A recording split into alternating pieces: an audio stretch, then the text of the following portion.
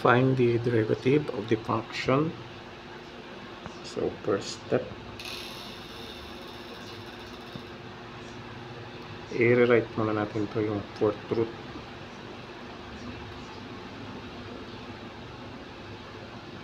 So yung fourth root magiging 1/4. Ayan. Okay, so mag-derive na tayo.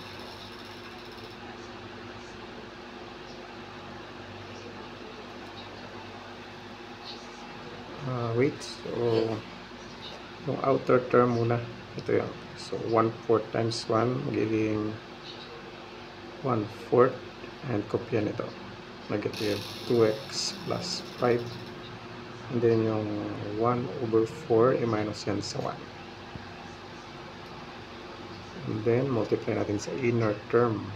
So ito, so ang derivative nito, pag i-derive natin, is negative 2x na lang.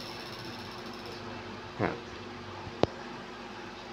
And ito, ang negative 2 na lang po ito, negative 2.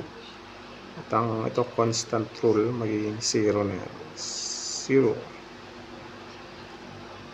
Okay. So bring down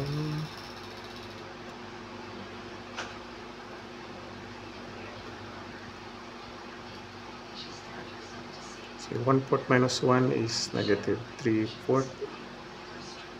Then multiply natin sa negative 2.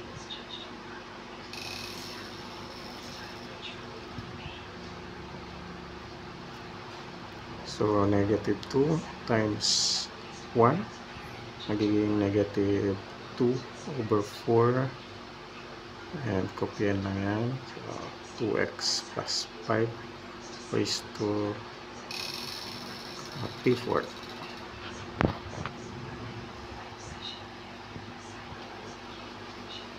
So lowest term ng negative 2/4 is negative 1/2.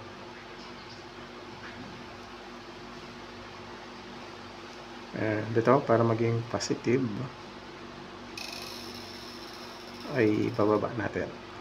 So magiging negative 2x plus 5 raised to 3/4. And then, so final answer, negative 1/2.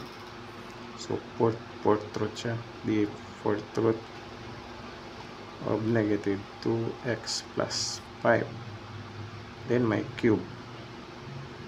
So ayan.